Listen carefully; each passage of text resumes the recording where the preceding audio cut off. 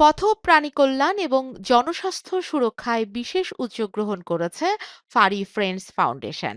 শনিবার থেকে আশুলিয়ার বিরুলিয়া এলাকায় ফাউন্ডেশনটির প্রথম সিএনভিআর ইউনিটের আনুষ্ঠানিক যাত্রা শুরু হয়েছে। এই ইউনিটের মাধ্যমে ঢাকার আশেপাশের পথকুকুরদের বন্ধ্যাত্বকরণ এবং ভ্যাকসিনেশন এবং বাৎসরিক টিকাদান কর্মসূচি পরিচালনা করা হবে।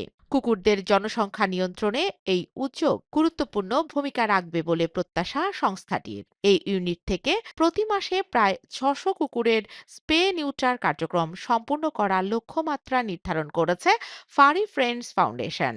ফারি ফ্রেন্ডস ফাউন্ডেশনের চেয়ারপারসন তাসনিম সিনহা জানিয়েছেন, কেবল সংখ্যা নিয়ন্ত্রণ নয়, বরং পথের প্রাণীদের সুরক্ষা নিশ্চিত করা এবং মানুষের সঙ্গে তাদের সহ অবস্থানকেও আরও নিরাপদ করাই এই প্রকল্পের মূল উদ্দেশ্য। সিএনভিআর অনেকেই জানেন, তারপরও বলি সিএনভিআর